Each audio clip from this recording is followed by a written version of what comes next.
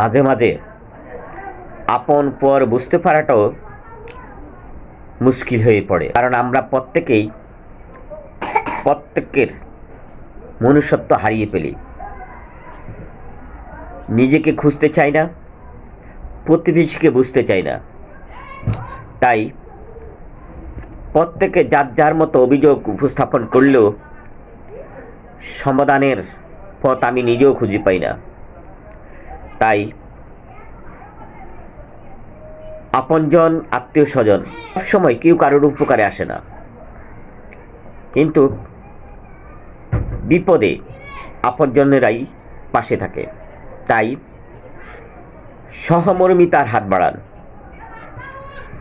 একে অপরের প্রতি সহানুভূতিশীল হন, তাহলে দেখবেন দুঃসময়টা আপনারও সঙ্গী হবে আপনার বিভাজন ব্যক্তিরা। তাই নিজেকে সংশোধন করুন, নিজেকে ভাবুন এবং নিজের সকল ভুল ত্রুটিগুলি নিজের থেকেই বিবেচনায় রাখুন। দেখবেন নিজে, প্রতিবেশী, আপনজন সবাই ভালো থাকবেন, সবাইকে ভালো রাখতে পারবেন।